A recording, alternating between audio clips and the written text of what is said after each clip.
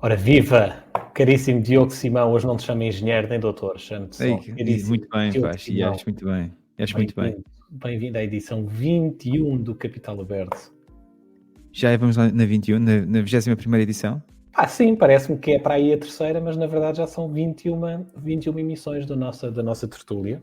E tudo o que mudou desde então, não é? Desde o primeiro episódio. É verdade, de facto, o mundo mudou completamente. Temos uma realidade completamente diferente hoje, temos um novo governo, temos mercados financeiros em grande expansão, temos... O que é que mudou mais? Temos o Lewis Hamilton, não é o Lewis Hamilton, temos o... como é que ele se chama? O Lewis Hamilton. Não é o Lewis, o campeoníssimo de Fórmula 1. Graças. Então... O campeão do mundo de Fórmula 1, quem é o atual? O Verstappen. Exatamente, o Max Verstappen na Ferrari. Só mais uma das muitas. Não sabia que Max Verstappen vai para a Ferrari. Não fazia Não, Max Verstappen nada que vai para a Ferrari, estou completamente baralhado. É o Lewis Hamilton. Exatamente. É isso. Especula-se que o Max Verstappen vai para a Mercedes. Por causa da polémica com a Red Bull, do diretor da Red Bull. Isso. À fera. Okay. Quer dizer, suposto à fera, que não se deu comprovado, não é? Nós estamos aqui condenando ninguém. Exatamente. Não vai isto chegar-lhe aos ouvidos, não é? Exato, e fecham já o canal. Exato. Muito bem. Como está, meu caro, essa semana? Estamos muitíssimo bem. Uma semana chuvosa aqui em Portugal, que agora também estás esta semana, mas isto foram dias terríveis. Temos que nos habituar a esta nova dinâmica de quando chove agora, chove a sério. São descargas imensas do ponto de vista quer dizer, não vou falar do tempo, não vou armar-me aqui em IPMA, mas a precipitação de facto começa a ser imensa, quando isto vem, agora que vem uma descarga brutal. Mas pronto, para dizer... Olha, estou a adorar a tua voz na emissão de hoje, o que é que se passa? Sim, vamos ver se de facto não vou dizer insucesso, mas o menos sucesso que temos tido, sempre crescendo, atenção, o número de ouvintes aqui a crescer, mas vamos ver se agora com a minha voz finalmente radiofónica, quase tão parecida como a tua, ver se a gente consegue ganhar aqui mais uma voz mais novos que ouvintes. Permite fazer análises bastante mais sérias e objetivas.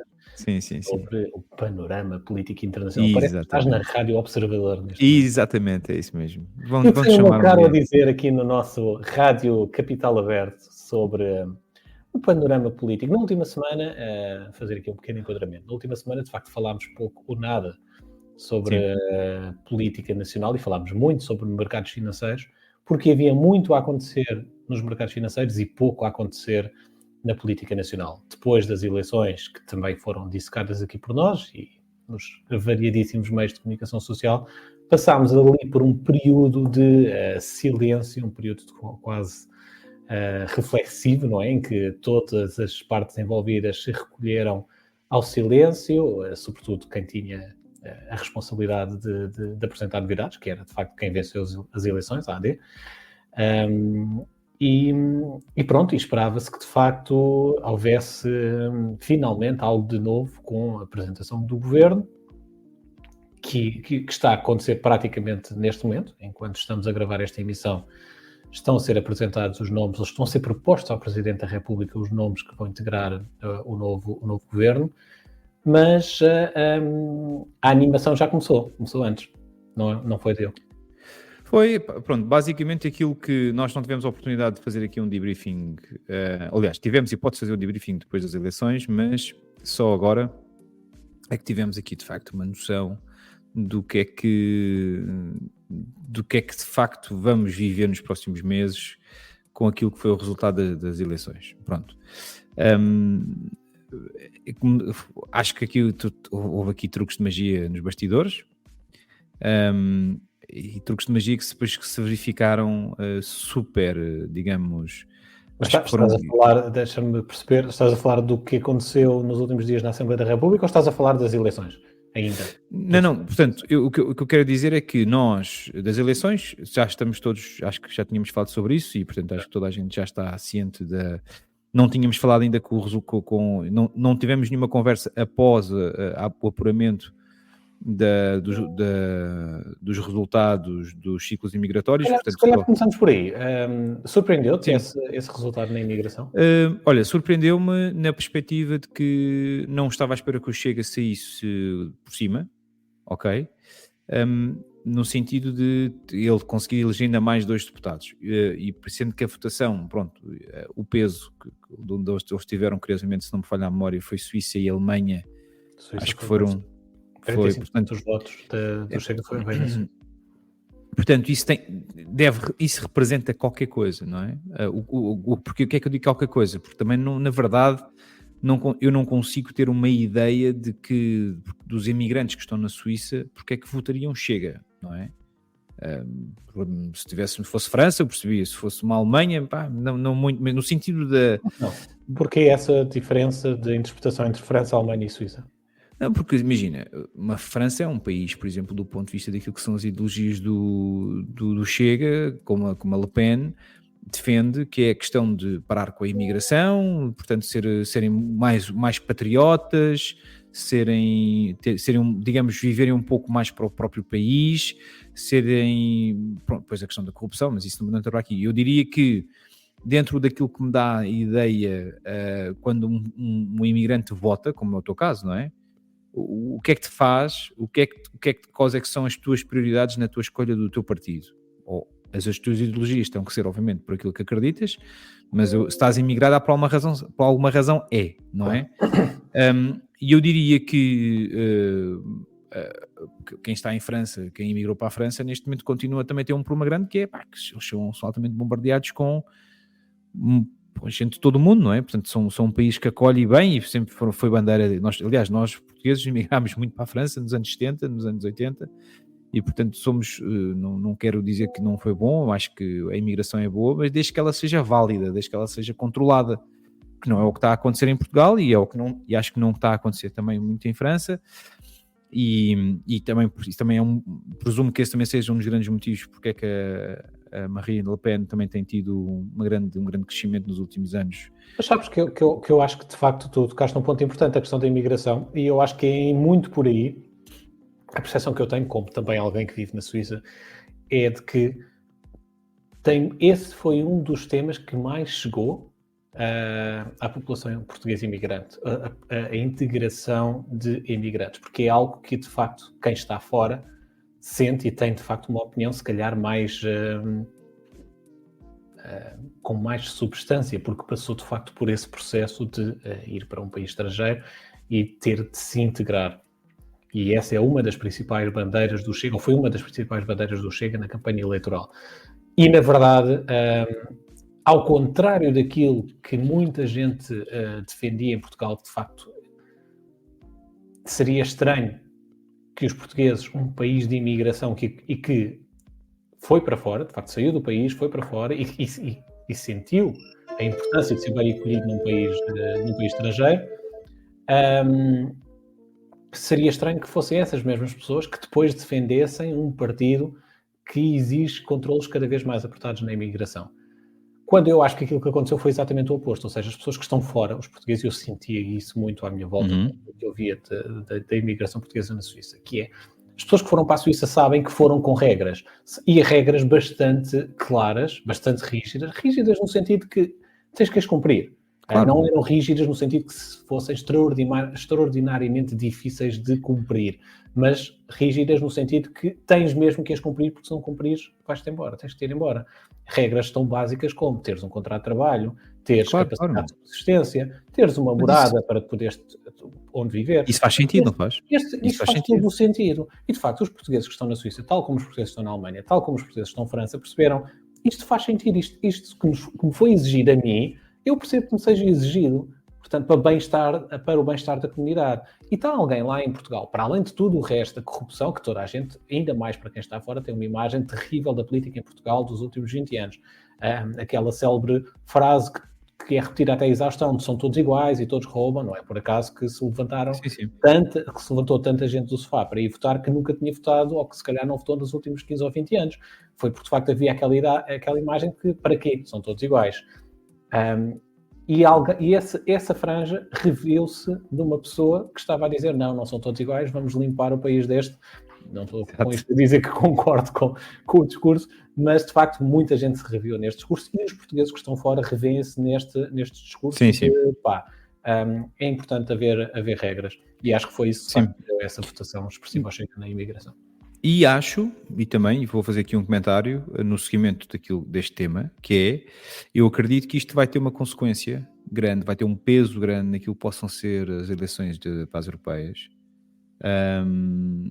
que de facto eu acredito que o Chega vai ter aqui um peso e uma preponderância grande no resultado nestas próximas eleições para as europeias. Portanto, eu acredito sem dúvida que eu sei que um resultado não se relaciona diretamente com o outro, mas aliando este crescimento dos 50 deputados do Chega, mais eles terem ganho no círculo no círculo imigratório, portanto, acho, na minha opinião, que o Chega vai dar uma lição, vai dar aqui de facto uma chapada de luva branca nos resultados daqueles que se avizinham. E isso, no seguimento, agora não vou entrar aqui já, vou já entrar aqui um bocadinho no seguimento daquilo que é a minha perspectiva e a minha previsão face aos acontecimentos recentes, que é, se de facto ele ganhar, se o Chega a ganhar, ele e, mais uma vez, o André Ventura, se ele realmente tiver aqui uma expressão significativa nas próximas eleições, e vamos ver como é que vai ser agora na Madeira também, porque a Madeira também vai agora, vão a novas eleições. O Albuquerque, eventualmente, já ele foi reconduzido para líder do PSD na Madeira. Ouvi uma manchete ou duas em que ele está disponível para fazer parceria com o Chega. E, portanto, imagina que efetivamente ele vai então fazer governo na Madeira com o Chega, vírgula, ele ganha as eleições das europeias e se o governo cair, eu acho que esta combinação de fatores pode ser preponderante naquilo que possa ser o peso do Chega nas próximas eleições. Sim, já estamos a ir muito, muito lá à frente. Sim. Vamos andar um bocadinho atrás. Vamos um bocadinho atrás outra vez. Percebo o porquê que estás a ir tão à frente e o que é que leva a chegar lá. E se calhar também influenciado por os acontecimentos dos últimos dias que colocam o Chega numa posição de continuar a ser a figura de protesto, continuar a ser aquele partido que dá voz à população descontente, ao invés de passar a ser também parte integrante da solução, caso a votação expressiva que o Chega teve lhe tivesse dado algum tipo de acordo ou colaboração com o partido que ganhou as eleições. Sim, o que eu acho, já falámos disto no passado, mas e toda a gente faz, e nós aqui estamos a fazer documentadores, digamos, quase políticos, não sendo, não é? Mas isso é um disclosure importante, nem tu nem eu nos assumimos como comentadores políticos. Não, de todo. Uns interessados no tema que estão aqui a bater umas bolas. Mas o que é engraçado é que esta questão das linhas vermelhas estão a ter um peso grande na gestão e daquilo que possa ser o futuro da administração e da gestão daqui do governo nos próximos tempos. Porquê? Porque, de facto, o Montenegro está de costas viradas para o Chega. E com isso, e mais ainda com esta parceria que ele fez agora ontem com o PS para conseguir ter o Presidente da Assembleia da República de forma rotativa, portanto 2 anos um, 2 anos outro, que eu acho que isso não vai acontecer, não é? Mas isso assumiu-se ontem, foi declarado, foi como ter aqui um estandarte bem explícito para toda a gente perceber que PSD não vai dialogar, AD não vai dialogar com o Chega, não vão conversar. E isso dificulta muito a vida do Montenegro, não é? Como é óbvio, naturalmente. E vai dificultar naquilo que possam ser as decisões nos próximos meses, nomeadamente quando se começar a discutir a história do Orçamento de Estado. Isso vai ter de facto vai ser um decisor, não é? Vai ser decisivo, não para que isto corra tudo bem, para que o governo não caia, é como eu digo, o próprio PS, eu acho que toda a gente já disse isto muitas vezes, já foi dito mais do que inúmeras vezes nas televisões, O PS não quer, neste momento, governar, não tem interesse, portanto, governar. Agora, vem a bordo, vem a reboque de muitas coisas, e lá está, e como já foi dito, eu acho que o Pedro Nuno Santos não tinha perfil para ser, neste momento, Primeiro-Ministro, e acho que ele não estava nada à espera de ser Primeiro-Ministro, e tanto que, até mesmo no dia da noite de eleições, em que souberam os resultados, Foi ele próprio... Sim, portanto, conclusão. A conclusão que se pode ter de tudo aquilo que está a acontecer neste momento é que Montenegro está a fazer, na minha opinião, está a fazer uma estratégia. Acho que ele teve muito bem nestes estratégia dias. Suicida, agora? Sim, não, é uma estratégia suicida, mas eu acho que ele teve muito bem do ponto de vista de relações, daquilo que ele tem transmitido e que tem conseguido passar cá para fora daquilo que é a sua tranquilidade.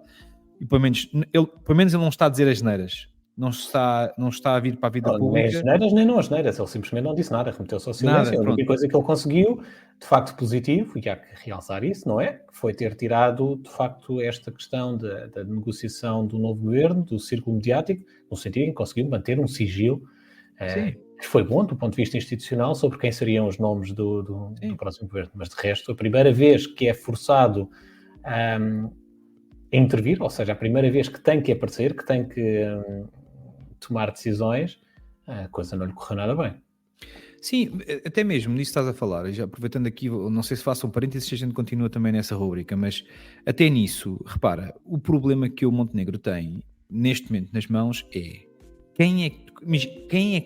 quais é que poderão ser os ministros interessados em se juntar numa aventura destas. Repara, Sim, ninguém é óbvio, não é? Quer dizer, ninguém quer entrar num governo que sabe que se calhar dura semanas, ou nem isso, não é? E sobretudo pessoas que tenham competência, não é? Que tenhem bons cargos, que estejam com uma carreira profissional em crescendo, ou que estejam de facto em altos cargos no setor privado, e querer deixar de facto essa carreira profissional a troco de integrar um governo que pode ter dias contados. Exatamente, quer dizer, a questão é mesmo essa. Houve alguém que disse, já não sei quem é que foi, que a não serem os académicos que podem sair e voltar e depois voltar daqui a umas semanas, portanto, a não serem os académicos, quem está na vida profissional e que tem uma carreira para terem intenção, ninguém vai sair das suas posições para vir correr o risco de estar 6 meses muita curiosidade em saber quem são os nomes que vamos discutir na próxima semana. Mas digo-te uma coisa, tenho a certeza absoluta que os nomes que virão são nomes que certamente há uns que vão surpreender.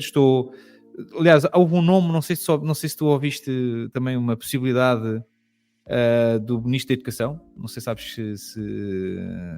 Não ouvi nenhum rumor. Não? Pronto, o Homem Cristo, acho eu, que não sei se tu conheces o Alexandre, acho que é Alexandre Homem Cristo, penso eu. Ok, então não conheço. Pelo menos foi um nome que veio à baila. Conheces? E sim, ele é um colunista, ele é um tipo que escreve para acho eu que é esse, portanto, não sei se será, mas eu sei que ele tem um passado na educação. Eu acho que ele até foi conselheiro fez parte do Conselho Nacional de Educação na altura do Passos Coelho, e penso que naturalmente que ele seja um nome bom. Não o conheço como trabalho, não sei se ele de facto percebe daquilo que possa ser daquilo que é preciso neste momento para o país do ponto de vista da educação, mas eu acho que esse é um nome que soube-se, ou que se falou. A minha reação é esta, lá está, é um tipo jovem, disponível para poder liderar aqui o desafio que se avizinha, e obviamente para ele ter o impacto que tem, quer dizer, ele escreve para os jornais, é um tipo de opinião, deve ter as suas funções, sei lá, não sei aonde, mas pronto, lá está, vão ser perfis deste gabarito que vão aparecer, que são pessoas que se calhar são capazes, que têm competências e que já sabem o que é que é. Pode ser positivo, ou seja, pode resultar até pela positiva, trazer nomes mais jovens que não tenham ainda uma carreira, que não estejam no apogeu da sua carreira profissional, portanto, não tenham assim tanto a perder que recusem sair de onde estão para integrar um governo, mas que tenham de facto aquelas ideias novas, frescas, que tenham o sangue na guerra, a vontade, a capacidade e a energia para desempenhar funções governativas. Eu tenho uma opinião muito pessoal e desculpem, Paulo, estou aqui a dominar a conversa, não tenho essa, não é essa a minha intenção. Mas eu acho que em pleno século XXI e em 2024 eu tenho a sincera e tenho uma convicção de que eu acho que estas pastas ministeriais não podem ser, aos dias de hoje e da forma como a vida hoje ela o é, portanto do ponto de vista dinâmica, que tem uma vida que é muito diferente há 30 anos atrás, do ponto de vista da velocidade com que as coisas são necessárias de acontecerem. Portanto, isto não foi só a nossa vida do dia-a-dia que mudou, foi a vida política também mudou nos últimos 30 a 40 anos. E o que é que eu acho pessoalmente? Já falámos disto, e não digo isto com uma veia liberal, digo isto acreditando realmente. Hoje em dia, estas pastas de gerir estes ministérios têm que ser naturalmente, na minha opinião, malta que percebe, que tem que ter uma noção real daquilo que é o mercado de trabalho daquela pasta. Deixou de ser, neste momento, pastas políticas, não é? À la Medina.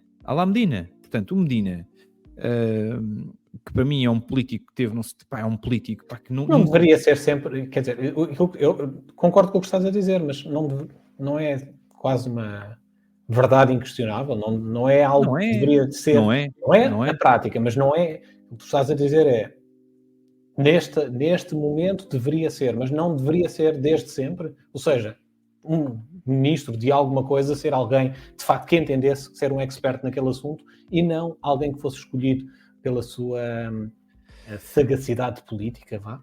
Sim. E atenção, só fazer aqui uma parte, porque de facto, e eu tenho ouvido muito isso nos últimos dias, no comentário político, sobretudo nestes fóruns de debate, de que se o novo governo deve ser um governo político, no sentido de pessoas com experiência política, que saibam navegar pelos meandros da Assembleia da República, que saibam cortar o confronto político, ou se devem ser pessoas, de facto, académicos, ou pessoas com carreira naquela área em particular, que venham acrescentar valor pelo conhecimento técnico que têm dos temas. Quando eu acho que isto nem sequer deveria ser discussão, quer dizer, quando nós achamos que faz sentido um perfil de um ministro de qualquer coisa ser um perfil de alguém só porque, de facto, tem experiência política e é um experimentado da vida política, ou seja, tem aquele jogo de cintura que os políticos têm, porque isso é importante para a Assembleia da República, numa fase em que, de facto, a Assembleia da República tem esta, de facto, polarização tão forte. Acho que isto é uma discussão quase... Sim, agora, então, a questão que tu disse, tu tocaste num ponto muito importante, que é se estas pastas não deveriam ser conduzidas e lideradas por pessoas que percebam do meandro político e daquilo que é esta quadratura do círculo de estar dentro de um parlamento e dentro de um governo. Eu vou-te dar um exemplo não é muito próximo, mas é um exemplo de que eu acredito, até porque depois tive a oportunidade de conhecer uma realidade, o outro lado da realidade, que é o nosso, ainda, até penso eu que ainda não foi extinta, a função, o atual Ministro da Economia, o António Costa e Silva, é um bom exemplo de que alguém que era, até então, ele não era partidário, pelo que sei, mas era uma pessoa, é uma pessoa que tem uma experiência profissional bastante reconhecida na praça pública daquilo que é o mercado de trabalho, mas que não tinha exatamente aquilo que tu estavas a dizer, faltava-lhe a veia política, e o homem foi cilindrado. O homem, desde que arrancou, desde que o Galamba se foi embora, penso eu que não, o Galamba estava nas infraestruturas, não é? Pelo que sei, mas eu acho que ele foi substituir alguém que já não me recordo agora de quem que ele veio substituir, mas independentemente disso, o que eu acho é que ele não tinha as soft skills suficientes para comunicar e para dizer aquilo que deveria dizer de forma de acordo daquilo que os jornais gostariam de ouvir, e é uma pessoa com competências acima da média do ponto de vista de liderar empresas, de saber o que é que as empresas precisam, e o homem foi cilindrado do ponto de vista político, foi cilindrado. Portanto, eu sei que ele, do ponto de vista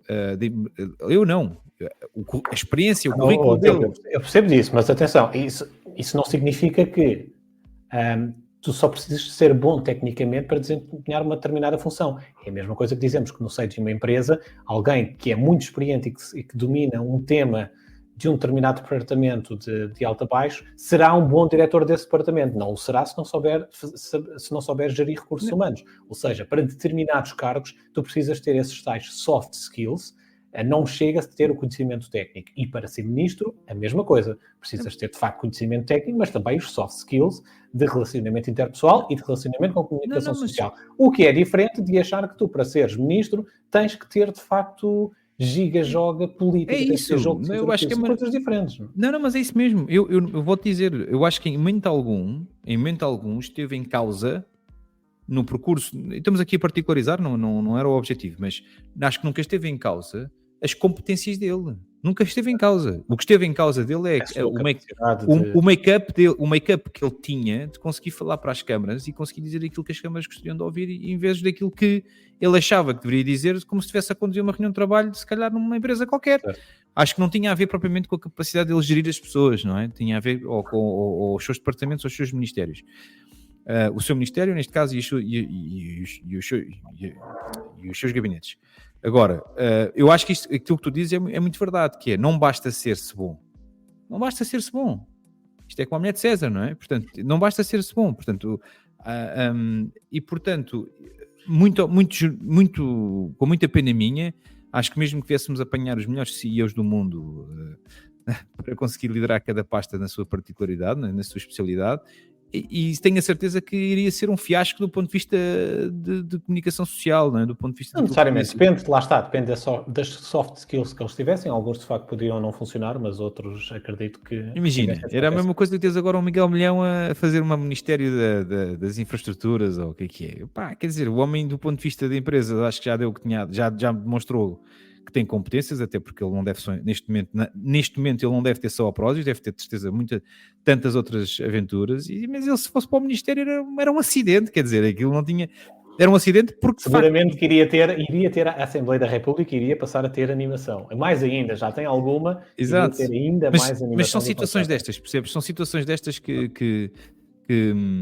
eu acho que infelizmente temos que viver muito daquilo que podemos parecer ser, não é? Daquilo que gostaríamos de toda aquela formalidade que hoje em dia os ministérios e o governo merece. Muito bem. Pronto. Mas sobre ministros, temos muito para dizer daqui a uma semana, porque ainda nem sequer conhecemos os nomes. Agora, temos para dizer, sim, sobre o dia 1 da Assembleia da República. Portanto, tivemos um dia de atividade política do novo governo e foi logo um dia bastante animado. Como é que tu viste? O que é que tu achas de toda a rábula que aconteceu no dia 1 da nossa Assembleia da República? Deste novo... Então já estamos a passar para o efetivo, portanto, já no momento em que o nosso Luís Montenegro foi digitado para Primeiro-Ministro e que começaram então os exercícios de trabalho dentro do Parlamento. É isso que é agora onde nós estamos. Exato. Pronto, o que é que eu achei? Eu há pouco estava a ouvir de facto uma coisa no Observador, surpreendentemente, não é? No Observador, porque é claramente um jornal, um meio de comunicação social à lá direita, não é? Mas a verdade, o que é que eu ouvia o seguinte, eu ouvia que de facto aquilo era um circo, não é? Em que, e depois dizia assim, aquilo é um circo, e o maior palhaço, foi mesmo assim, foram palavras muito fortes, mas a verdade, atenção, eu respeito imenso a questão da arte circense. O circo é Sim, mas nós sabemos quando alguém diz que, quando utiliza essa expressão, é pejorativa, não, obviamente, no sentido literal, não é? Exatamente, pronto. Mas isto para dizer que o maior palhaço era o André Ventura. Porque, de facto, André Ventura que está neste momento a brincar e está a jogar, está a fazer o jogo que ele sabe fazer. O que é que eu acho? Acho que, como há pouco já tinha dito, que acho que houve aqui muita magia de bastidores, houve aqui muita... eu acho que foi o pior exercício da capacidade de Montenegro conseguir ler nas entrelinhas aquilo que realmente deveria acontecer. Eu acho que o Montenegro foi completamente ultrapassado. Ele foi, quer dizer, ninguém passa por aquilo que aconteceu no Parlamento com vontade, não é? Portanto, eu aceito e assumo que o Montenegro foi completamente ultrapassado. aquelas 4 votações... Então, mas vamos fazer aqui um exercício mais prático e vamos ser mais objetivos. Até para quem... Vamos imaginar quem nos está a ouvir não sabe absolutamente nada do que é que aconteceu nesse dia. Basicamente tivemos dia 1 da Assembleia da República e o dia 1 da Assembleia da República é marcado pela eleição do Presidente da Assembleia da República. Isso mesmo. E tínhamos alguns nomes já na calha para serem nomeados e para serem, portanto, que iriam ser nomeados, não é? Sendo que o AD apresentou como partido... O José Pedro Aguiar Branco. A ligação que ganhou, de facto, as eleições, apresentou o seu candidato, que supostamente... tivemos aqui um step back do Diogo, que momentaneamente perdeu comunicação com o nosso podcast, mas vamos já recuperá-lo. Não te aleijaste, mas não? Com a queda que tiveste? Não. Estás bom? Okay. Estás aí? Okay. Impecável? Está a gravar? Desculpa. A gravar, siga. Assim. Então tivemos, de facto, esse nome proposto pela coligação que venceu as eleições. Exatamente. Que supostamente dialogou com todos os partidos, com os partidos, supostamente, segundo o regulamento da Assembleia da República, são os 4 partidos mais votados que têm direito, de facto, a propor um Presidente da Assembleia da República e depois é feita a votação por todos os partidos que constituem a mesma. Mas o que é que entretanto aconteceu? Esperava-se que fosse aprovado o nome que foi proposto pela AD, mas quando se foi a votos não houve de facto essa maioria como se esperava. E não houve porquê, Diogo? Não houve porque, obviamente, aqui sim, acho de uma forma muito pragmática, basicamente o que era expectável era que o Montenegro tivesse conversado na noite anterior, tanto que houve uma manchete, umas notícias que diziam que já haveria um acordo de se nomear o Aguiar... José Pedro Aguiar Branco e que o Pacheco Amorim iria ser o vice, portanto, E o que aconteceu é que, de facto, houve aqui, depois nas manhãs, houve umas conversas por parte do Nuno Melo do CDS, que aparentemente não sabia das coisas e que, de facto, veio dar a sua opinião e que, supostamente, essas conversas terão conduzido ao Ventura, não dentro do seu aparelho, ter conduzido a que não votassem na proposta do PS, da AD. E pronto, e foi o que foi esta, portanto, vai a votos, não se consegue, não se vota à primeira, foi uma segunda votação, também não havia portanto, consenso, e depois é quando o Montenegro vai fazer, então, depois, escusa completamente a hipótese de falar novamente com o Ventura. Mas já lá vamos. Antes de chegarmos a essa segunda fase, vamos nos centrar aqui na primeira fase. Primeira fase, tranquilo, não. Segura os cavalos, é isso mesmo. Exatamente. Vamos focar aqui na primeira fase. Primeira fase, houve um nome que foi a eleição e que, exatamente, surpreendentemente, não foi eleito, não reuniu a maioria dos votos. Exatamente. E houve, de facto, uma revolta enorme na Assembleia da República, de todos os partidos, menos aquele que foi acusado de ter sido responsável por esse caos político. Primeiro, perceber até que ponto é que, de facto, uma eleição, que é um ato democrático, tem que desembocar num caos porque um nome que foi proposto não foi eleito. Portanto, acho que esse é o primeiro ponto que merece a reflexão. É, de facto, assim um caos tão grande, de facto, uma eleição não ter desembocado num resultado final que se esperava. Ponto número 1. Ponto número 2, porque é que toda a gente, na tua opinião, culpou o Chega por aquele desenlace?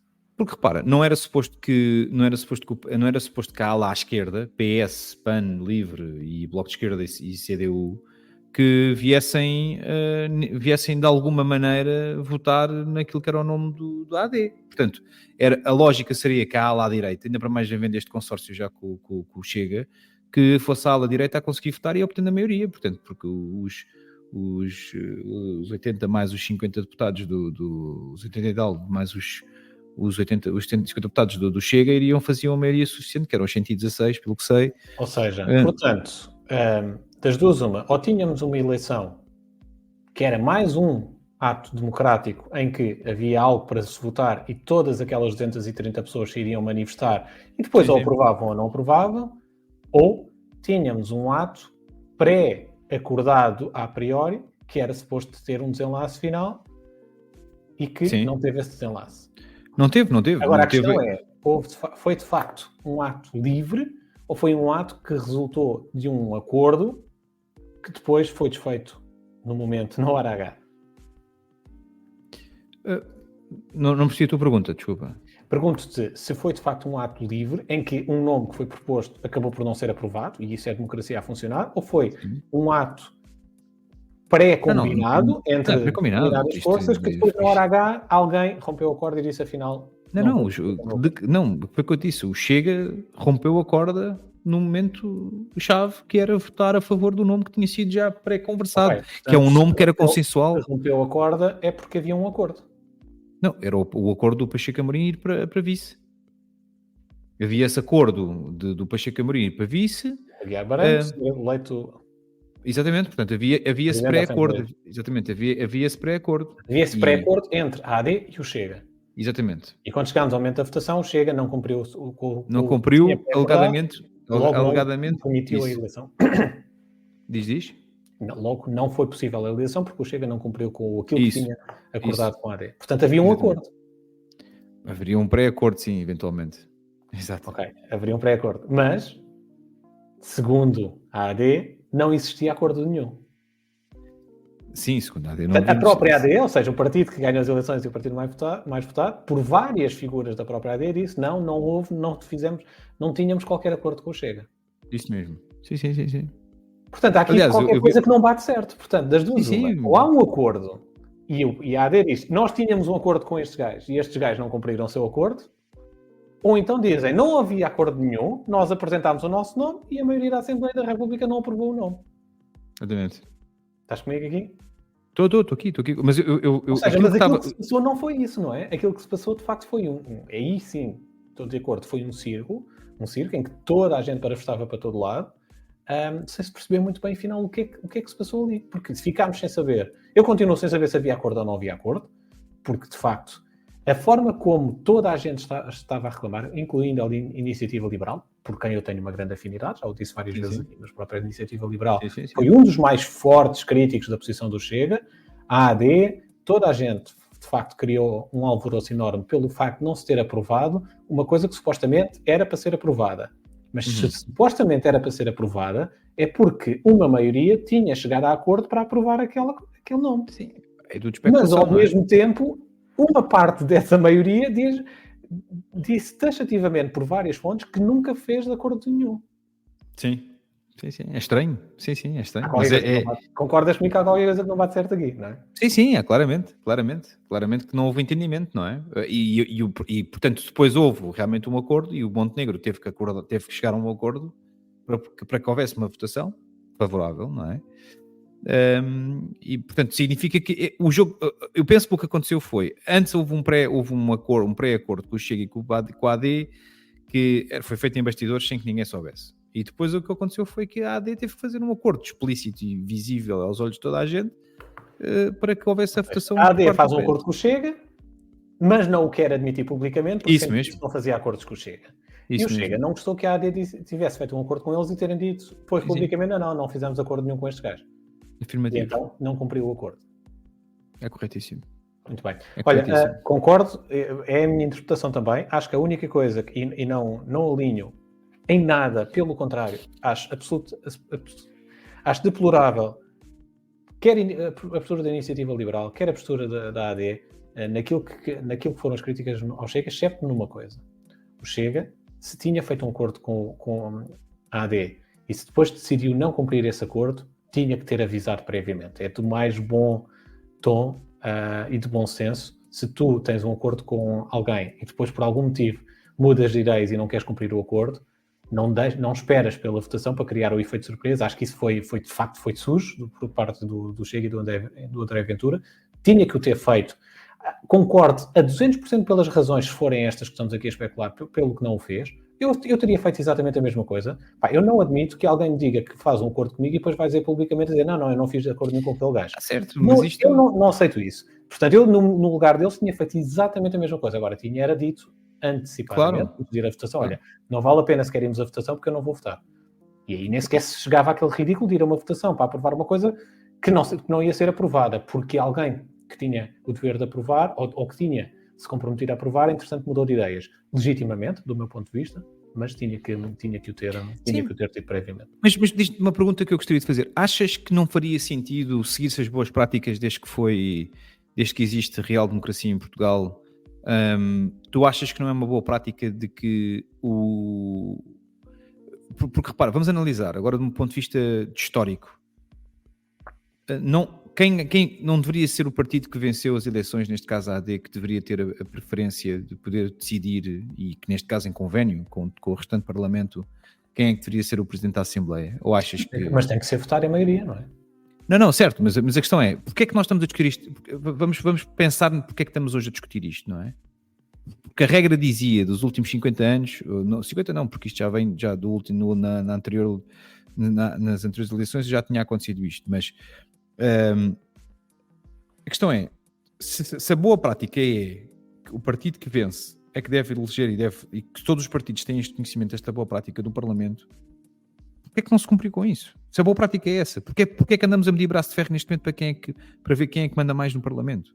Percebes o que eu quero dizer? Imagina, se quem ganhou as eleições Diogo, eu percebo isso, mas então aí tem que ser apuradas as responsabilidades de todos os partidos que votaram em branco e não um partido que votou em branco, porque é que tem que ser um partido específico a votar, a fazer passar essa boa prática, quando, na verdade, toda a gente, repara, estamos a falar de um partido a quem não lhes é provada medida nenhuma. O Chega pode propor na Assembleia da República aumentar 10 anos de carreira nos professores, pode apresentar na Assembleia da República aumentar o salário mínimo ao dobro, e toda a gente vai votar contra, só porque veio daquele partido. Chega. E agora, exatamente, só porque vem do Chega. Portanto, um partido que toda a gente vota contra, independentemente do que vem dali.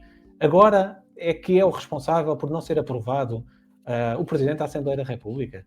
Mas não contam com ele para aprovar absolutamente nada e depois para aprovar o Presidente da República. Porquê que o PS não votou logo a favor?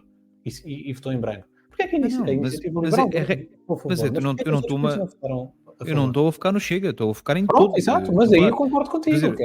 Existia a boa prática, não é? E deixou de existir. Portanto, é basicamente isso. Essa é a minha... Todos os partidos deviam ter votado a favor, ponto.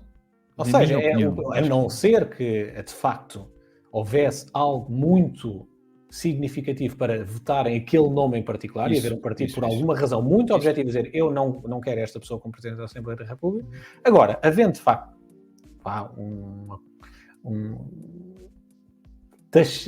tacitamente um acordo para aquele nome, todos os partidos deviam ter cumprido, de facto, com essa, como tu dizes bem, com essa tradição de aprovar, não é votar em branco, do género, eu não me pronuncio para deixar passar. Alguém que deixe passar por mim. É votar a favor, dizer, ok, tu ganhaste as eleições, tu propões esse nome, eu não tenho nada contra esse nome, portanto vou votar a favor.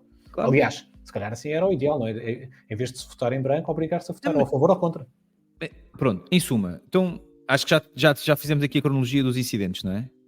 Fizemos. Pronto, e agora quero mesmo lançar esta pergunta. Qual é que achas que, na tua opinião, que é o efeito prático disto? Porquê é que achas que isto aconteceu? Obviamente, na tua opinião. A minha opinião é que sem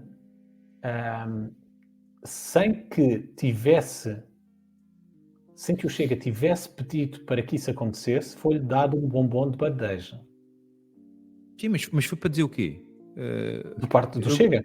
Sim, mas o que é que eles transmitiram com isto? Eles PS e Chega. Vão continuar a ser o partido da oposição, que sou o partido que vai, que continua a ser o partido que vai estar a falar mais alto contra Estamos a falar do Presidente da Assembleia da República, pá. Pelo amor de Deus, não entendo, eu entendo porque é que eu consigo perceber que isto eram mecanismos que estavam à disposição no minuto 1 do jogo. Mas porquê medir forças agora? Porque já medir forças? É que a malta está em estado para... Isto vai conduzir logo a priori que as pessoas neste momento... Eu percebo isso perfeitamente. A questão é, eu já te disse há pouco que no caso do Chega, se estivesse na posição do Chega, teria feito a mesma coisa, que é, se me dizem, se eu faço um acordo com alguém e esse alguém vem dizer publicamente não, eu não fiz acordo nenhum com aquele gajo, como se aquele gajo tivesse alguma doença contagiosa, eu faria a mesma coisa. Eu não aprovava, eu faria de forma diferente, não é? Faria como um cavalheiro, comunicava, olha, atenção, tínhamos este compromisso, mas dado estes motivos, não vou em frente com o meu compromisso, portanto não vale a pena sequer chegarmos ao circo de votar uma coisa e depois o meu voto ser contrário àquilo que tinha acordado.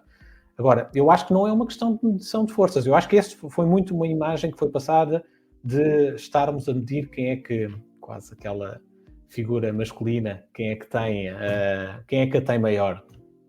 Claro, pá, mas...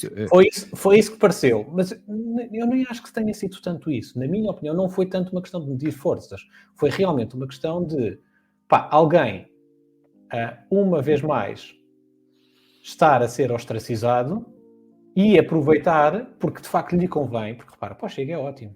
O Chega isto é palco. Isto é palco. O Chega sente-se como peixe na água nesta posição da oposição e vai ter, e há pouco falavas na questão das europeias, isto é perfeito para que o Chega passe os próximos 6 meses a manter o palco que teve nos últimos anos e a ganhar a expressão mediática muito melhor do que se o PS tivesse de alguma forma, repara, o não é não, o PS não, o PSD, o não é não do Montenegro é um não é não para acordos de governo. Não é um não é não para eu não me sentar à mesa com aquela pessoa e dialogar com aquela pessoa. Pelo menos é a minha interpretação. Se o Montenegro se senta à mesa com todos os partidos, incluindo o Chega, e negocia uma qualquer medida, ou negocia um Presidente da Assembleia da República, ou quer que seja, com aquele partido, para mim isto não é voltar atrás com o não é não. O não é não é eu não vou coligar com esta bancada parlamentar para fazer um governo. Eu não vou formar um governo com AD e Chega. Esse era de facto o não é não do Montenegro. Não é um não é não do eu nem sequer falo contigo, porque isso eu já disse também aqui várias vezes. Isso é uma birra de C mais S, é uma birra de eleições de delegados de turma do 5º ano. Tu não podes, tu não podes, como um partido na Assembleia da República, não podes dizer eu contigo não falo. Não, só tens é que falar e pronto, foste votado, foste eleito pelos cidadãos para ir para aquele sítio para dialogar entre todos. Portanto, tens que dialogar. Agora, sim, mas esta narrativa do nós temos 1.200.000 isto e o PS, e o PSD, não é? Quer dizer, e os outros todos. Tem todos, mas lá está, mesmo o Bloco de Esquerda, a Iniciativa Liberal, o LIVRE, mesmo quem elege um deputado, elegeu, alguém votou naquelas pessoas para porem lá uma pessoa, portanto tem que ser ouvida. Da mesma forma que o André Ventura tem que ser ouvido, a Inês Corte Real também tem que ser ouvida, tem que ser todos ouvidos. Não pode dizer, eu não ouço aquele, eu não ouço o outro. Agora, se de facto queres ostracizar ao máximo um partido, estás a abrir espaço a que de facto estes e acho que ainda ninguém aprendeu que não é assim se lida com o Chega. Não, exato, pelo contrário. Aquilo que a AD tinha a possibilidade de fazer era de alguma forma, porque o Chega também não quer ser visto como um mal da fita de fazer o que cair o governo em meia dúzia de semanas, não é? Agora, por outro lado, estão-lhe a dar de facto o palco que ele precisa para se manter na ribalta e nas próximas eleições, sejam elas quais forem, serão as europeias seguramente, não há timing para outras eleições legislativas antes disso, mas para as futuras eleições europeias e umas futuras legislativas, voltar a ter uma expressão, se calhar ainda maior do que a que já teve. Mas eles lá sabem por onde é que querem caminhar. Agora, claramente, entregar de bandeja ao Chega como líder da oposição, acho que é uma bazucada nos pés da AD. Eu também acho, genuinamente também acho. Diz-me uma coisa, achas que as pessoas vão ficar entusiasmadas com este nosso podcast de hoje? Não, achas que acho que isto foi super concentrado aqui com o tema daqui do nosso Parlamento. Eu acho que isto, não sei se para 99% do comum mortal diz isto não é uma seca. Achas? Eu acho que é um tema interessante. Eu acho que foi uma semana animada, foi um tema animado. Sim. E acho que é um tema importante, porque de facto é um tema que mexeu muito com as pessoas, a votação do Chega, a votação expressiva do Chega.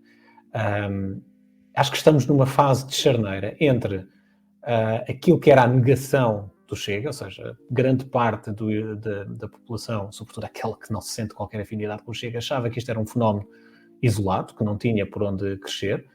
Agora percebeu que tem. Agora já não estamos na fase da negação, estamos na fase de como conviver com isto. Portanto, estamos na fase de perceber qual é que é a melhor forma de lidar com um partido com estas características. E, na verdade, passou tão pouco tempo desde as eleições, e eu acho que os partidos políticos, os principais partidos políticos em Portugal, aprenderam zero com isto. Zero. Sim. O primeiro momento, Concordo contigo. a Assembleia da República, após as eleições, fizeram exatamente tudo o contrário daquilo que deveriam ter feito para, de alguma forma, ultrapassarmos este período um pouco mais, digo problemático, mas turbulento da vida política, e conseguindo, de facto, lidar com um partido que, quer se queira, quer não, tem 50 de 230 deputados na Assembleia da República, portanto vai fazer muito barulho. Já temos aqui uns nomes dos ministros. Pá. Já começaram a sair? Já começaram a sair. Em que temos Paulo Rangel como Ministro do Estado e dos Negócios Estrangeiros. Muito bem. E que, surpreendentemente... Não estragues o tema do próximo podcast. Não. Eu vou só dizer assim, achas que Nuno Melo foi nomeado para Ministro? Não. É o Ministro da Defesa, quase de certeza. Muito bem. Estudaste? Viste? Vou ter. Não, é uma pasta que tem muito...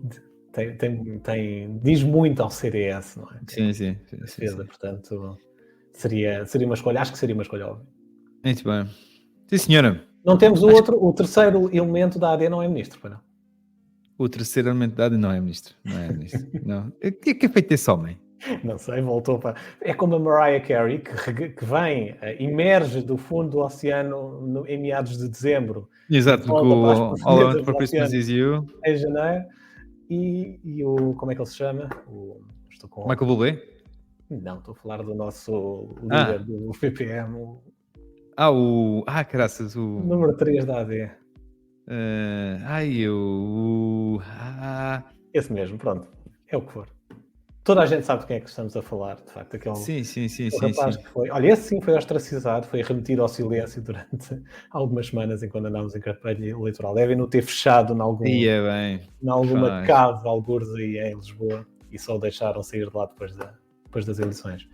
Meu caro, fechamos o podcast de hoje, 51 minutos a falar de política nacional. Estou muito expectante para saber a reação dos nossos ouvintes. Escrevam aí nos comentários o que é que acharam deste podcast e, sobretudo, se isto é para continuar 50 minutos de política ou se morreram de tédio ao fim de 14 minutos. Nuno da Câmara Pereira. E isso para a próxima semana devemos voltar a um registro mais equilibrado entre política e capitais e mercado de capitais. E queremos a tua newsletter também. Queremos. Já temos saudades. Domingo está cá. Não sei, domingo é Páscoa, pá, não faças isso. É verdade, mas tem que haver espaço para uma newsletter, mesmo no domingo de Páscoa. Não, acho que não. Acho que dá descanso. Tu mereces, estás de férias. Vamos ver. Vou pensar no assunto. Um forte abraço, meu caro. É sempre um grande abraço, é sempre um gosto e até breve. Até breve, meu caro.